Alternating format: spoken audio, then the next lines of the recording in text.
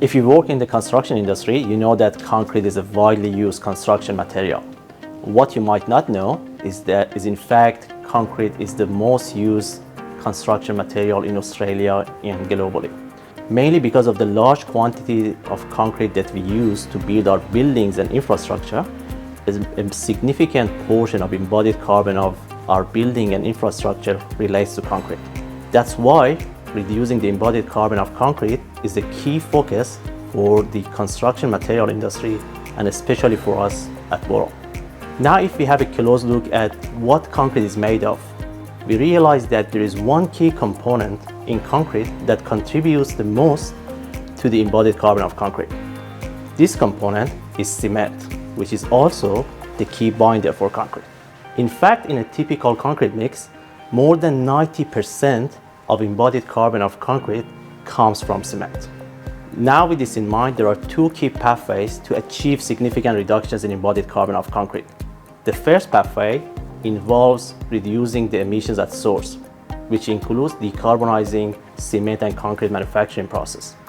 The second pathway involves reducing the amount of cement that we use to make concrete by trying to replace cement at least partly with alternative lower carbon materials.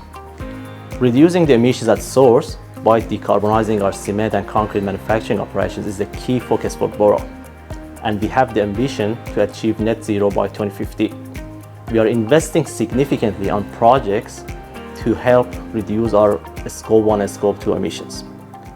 For example, we've achieved significant progress in transitioning our key source of fuel from coal to alternative fuel sources. Only in the last 6 years, we've been able to successfully transition from approximately 100% coal usage to providing roughly 30% of the thermal energy used by our kiln from alternative low-carbon fuel sources. We are also investing significantly on projects to reduce our process emissions. This includes our kiln feed optimization project, which focuses on partially replacing limestone, the key raw material used in cement manufacturing and the key source of process emissions in cement manufacturing, with alternative materials that result in no or less process emissions. Additionally, we are also exploring carbon capture, utilization and storage by focusing on a unique technology based on recarbonation process. To improve our technical capability in this space, we are in the commissioning stage of a carbon capture and utilization pilot plant based on recarbonation at our Berrima cement manufacturing site. Recarbonation is a well-recognized process, and it's estimated that approximately between 20% to 50% of process emissions during manufacturing of cement can be reabsorbed by concrete throughout its service life. These are just examples of projects designed to help our decarbonization objectives, and we are making good progress towards our net zero ambition. In particular, in the last 5 years, we've been able to reduce our Scope 1 and Scope 2 emissions by approximately 14%. So we are making good progress in decarbonizing our cement and concrete manufacturing operations. But it should be noted that cement manufacturing is a hard-to-abate sector where more than 60% of Scope 1 emissions are hard-to-abate process emissions. So achieving full decarbonization of cement manufacturing is challenging, and it's going to take a while. So the question is there anything else that we can do meanwhile to achieve significant reductions in the embodied carbon immediately? So this takes us to the second pathway, which rather than focusing on reducing the emissions during operations, focuses on reducing the amount of cement used in concrete by replacing cement at least partly with alternative lower carbon materials. This has been leveraged for years to reduce the amount of cement used in concrete by replacing cement at least partly with so-called supplementary cementitious materials such as slag and fly ash. This strategy of replacing cement partly with supplementary cementitious materials is the key principle behind lower carbon concrete products. However, there is a challenge to be addressed here. The challenge is Supplementary cementitious materials such as slag and fly ash do not react at the same rate as cement. This means that as we decrease the amount of cement that we use in concrete and increase the amount of supplementary cementitious materials, the concrete is going to take longer to gain strength. In other words, the early age strength development of concrete would be negatively affected.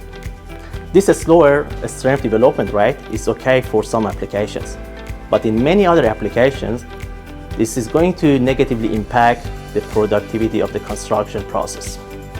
As a leading construction material supplier, we find this unacceptable, as we believe our customers should not have to choose between decarbonization, performance, and productivity. So the challenge is, how can we design an ideal concrete product that offers significant reductions in the embodied carbon, but do that without compromising the quality and early age strength development of concrete?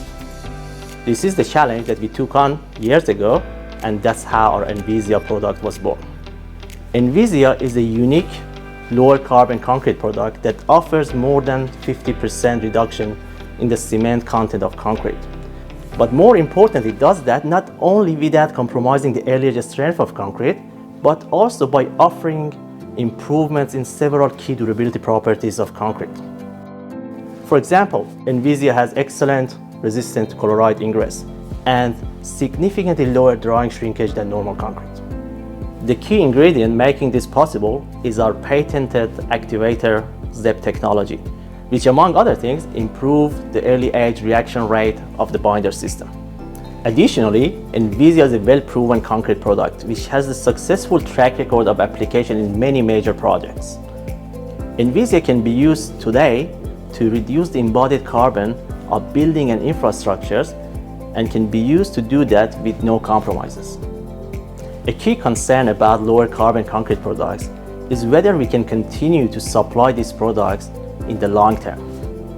This is particularly a concern due to the anticipated shortage of slag and fly ash in the future, especially given the expected closure of coal-fired power stations and decarbonization of the steel industry. At Boro, we have a clear plan to address this potential risk, and we are investing significantly on research and development to develop products using alternative supplementary cementitious materials, which include recovered fly ash and calcined clay, to name a few.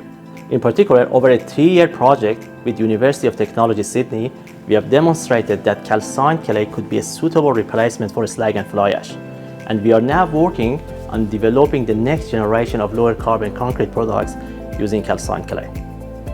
So, we have a clear plan and a range of products to help you decarbonize your building and infrastructure projects. And more importantly, do that with no compromises. So I'd like to invite you to reach out to our dedicated technical and sales team to learn more about how our lower carbon concrete products, including our unique Envisia product, can help decarbonize your building and infrastructure projects.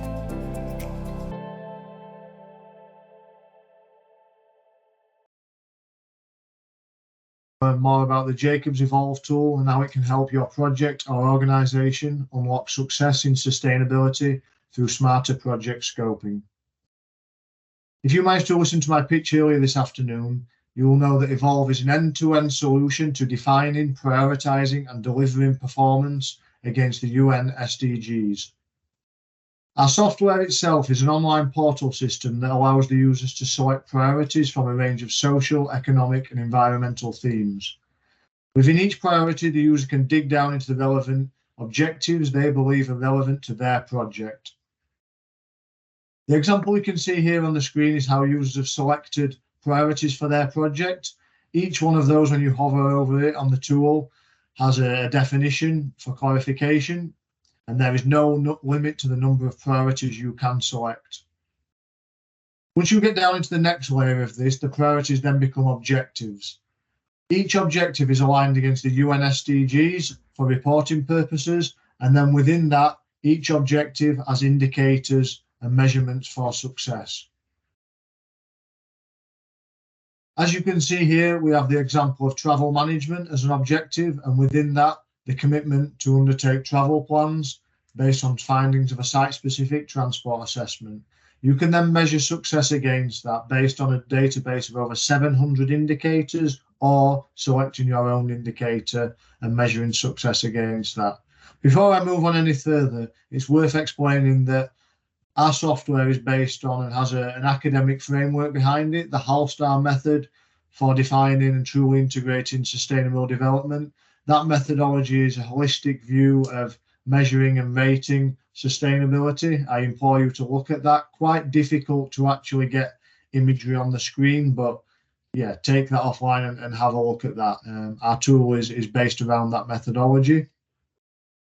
Once you get to this point and you've indicated what your priorities are for the project, what your objectives are, and how you're going to measure success against those, you will get to this point here, which is a spider graph of how you're aligning against each of the SDGs.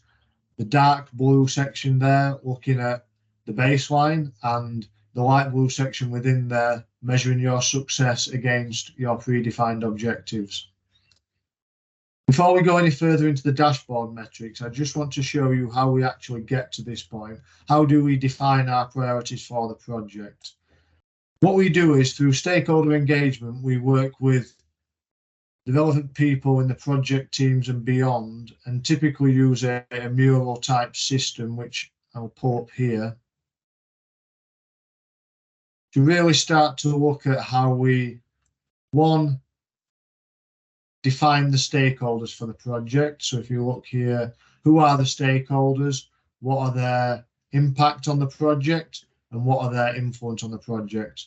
And sorry, this is taken from an infrastructure project out of Ireland, the Cork Light Rail project.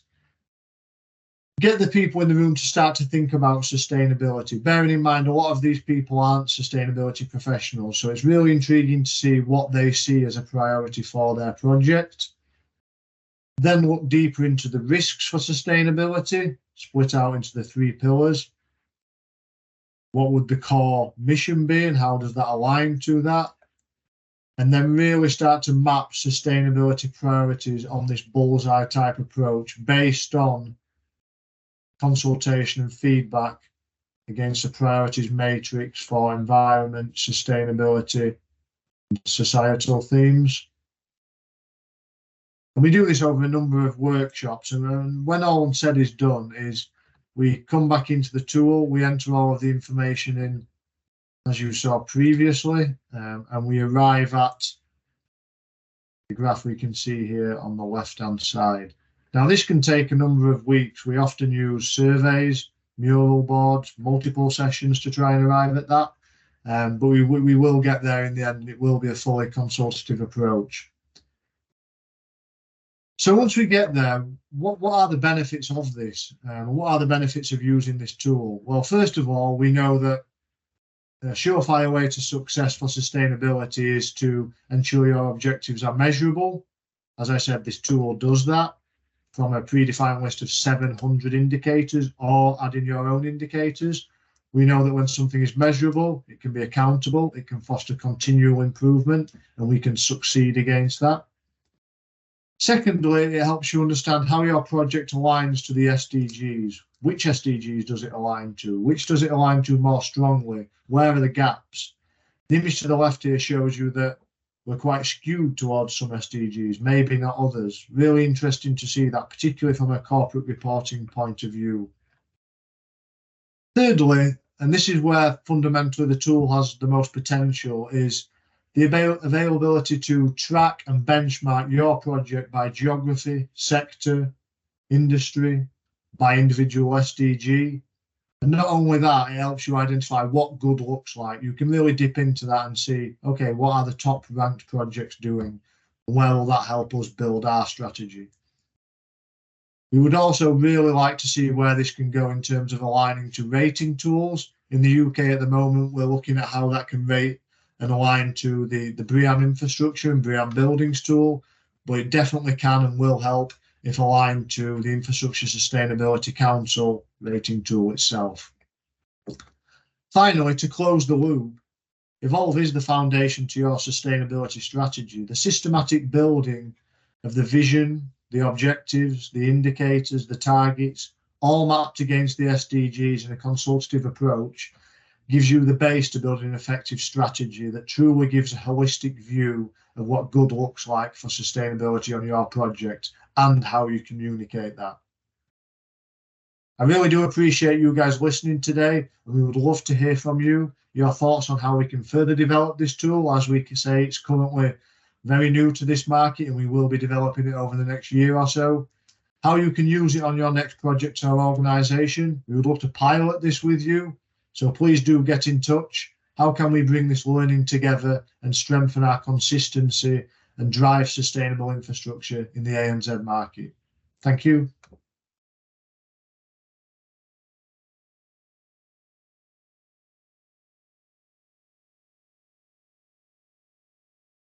Thank you for the opportunity to dive deeper into what we are doing at RE3 in our quest to be Australia's leading mobile resource recovery partner. RE3 is a mobile resource recovery contractor at its core. Our commitment is to partner with industry to design and deploy site-based resource recovery and recycling strategies that keep resources out of landfill, open up recycling pathways, reduce the embodied carbon in projects we deliver, improve safety, and save you money. RE3 was founded in 2022 with a vision to create a world where recoverable resources remain in the circular economy. As a business, we've invested early in our systems and processes to gain ISO certification and hold a number of mobile and itinerant ERAs in Queensland that include mechanical waste processing, composting, crushing and screening for a range of waste categories. In other states, we look to collaborate with project teams early in the project lifecycle to identify areas within the project footprint or nearby that can be allocated to the recovery and recycling of resources from the waste streams developed on that project. The latest available data suggests that over 75% of all contaminated soils end up in landfill. That's millions of tonnes each year of resources that get discarded. At RE3, we recognise that the management of contaminated ballast, soils and slurry wastes present both a challenge and an opportunity. These materials are expensive to manage, transport and dispose, but also hold valuable resources that can be recovered and recycled. This is where our innovative mobile approach comes into play. We are pioneering mobile processing technologies that go straight to the source, transforming project sites into resource recovery hubs. We currently have bases in both Brisbane and Melbourne, but are actively looking at projects in nearly every state of the country. We're a mobile resource recovery contractor and will travel anywhere across the country to deliver our solution. We think about waste a little differently at RE3. Designing and delivering resource recovery and recycling solutions that keep valuable resources out of landfill is what gets us out of bed. We understand that early engagement is critical to allow the necessary time to navigate the complexities of incorporating new waste management methodologies into the delivery strategy for a project. This is why we like to engage early in a project lifecycle, to partner with asset owners, contractors and consultants to understand the project and its objectives from the outset. We consider the design, the specs, programs of work, waste histograms, legislative frameworks when evaluating how to maximise resource recovery and recycling rates on a project. We call this our initiation phase. In the planning phase, we collaborate with project teams to design project-specific, site-based resource recovery and recycling strategies that consider space constraints, material types, production capacities, and contaminants to ensure that our solutions integrate seamlessly into the project's broader construction methodology. As far as delivery is concerned, we are the first dedicated resource recovery contractor in Australia that can offer the full suite of mobile processing solutions, including washing and dewatering, mixing and blending, crushing and screening, stabilisation, immobilisation and water treatment. Our resource recovery strategies are designed to comply with your project requirements, maximise landfill diversion and recycling rates, all while saving money. To close the loop, we can provide third-party verified, data-driven reporting to measure the impact we are making against our 5 commitments, or to assist you in achieving sustainability certification for the project. I'm going to run you through a high-level summary of our approach to site-based slurry processing. Traditionally, slurry waste is carted off-site to a disposal facility in a vacuum excavation truck. Oftentimes, these trucks sit in traffic for hours on end, chewing up productive time and continuing to incur costs. These trucks are typically 6,000 to 8,000 litres, and the ratio of solid to liquid is about 50-50, meaning these trucks cart only about 3 to 4 cubic metres of soil away for each load. Our solution has the material tipped directly into our site-based washing and separating plant to produce aggregates, sand, clay, and water that can each be considered for reuse across the project. If reuse pathways can't be identified, our solution can still capture significant benefits by carting material away in higher capacity combinations, such as trucks and dogs, ensuring the vac trucks can remain productive on site rather than sitting in traffic, disposing of dry, solid resources, which is far cheaper than slurry wastes. Now, in projects with both clean and contaminated slurries, our solution can save you money and create a more sustainable outcome.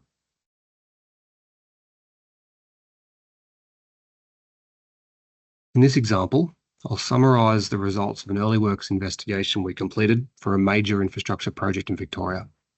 Our scope related to stage 2 of our whole of life cycle approach, specifically the planning and design of a site-based resource recovery solution for contaminated soils which would otherwise have ended up in landfill.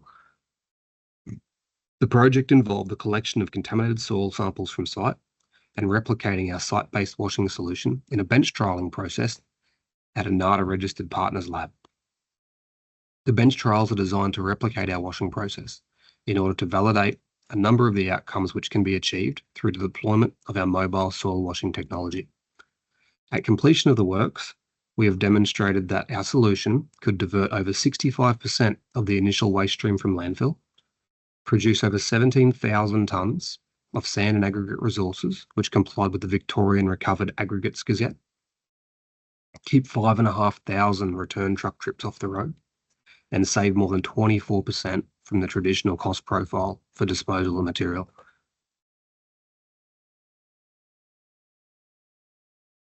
I urge you all to rethink how we perceive these waste streams.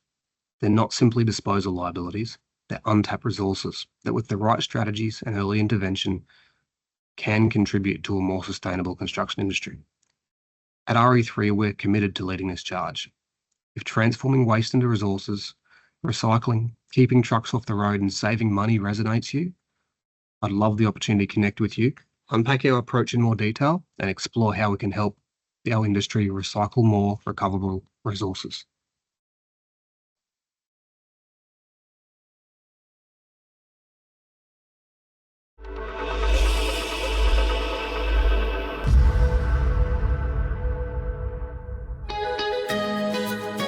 Construction projects are known to generate significant amounts of dust, noise, vibration, negatively impacting local environments and the communities that rely upon them.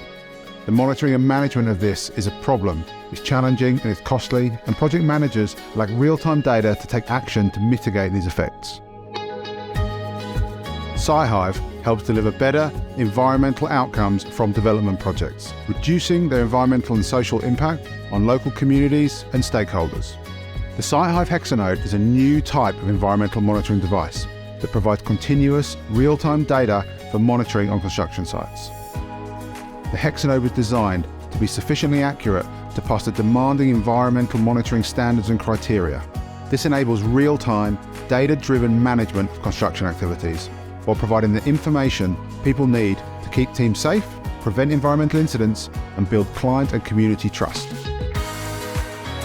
It's easy to set up and use without the need for specialist technical consultants, and it's small, compact, and highly mobile, being designed to withstand the rigours of daily site use. At SciHive, we are working to help the delivery of construction and development projects that are more environmentally friendly, worker safe, and reducing the overall impact on local communities and stakeholders.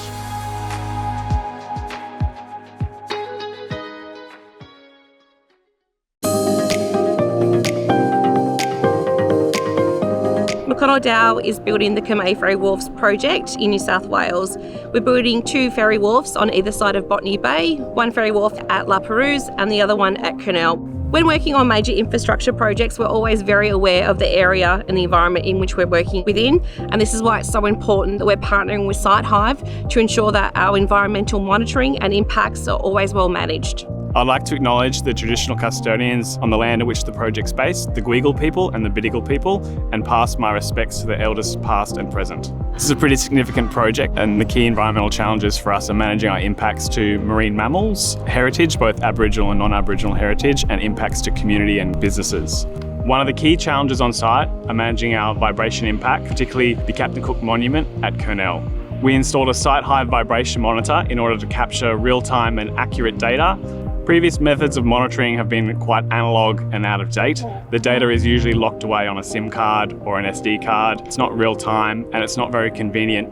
For a project like this, SiteHive is really easy for Mitch and the team on site. They can manage all of their impacts in real time by putting small compact monitoring devices where the works are happening. So for instance, at the Captain Cook Monument, they can monitor as the heavy plant is coming past, making sure the vibrations aren't causing impacts.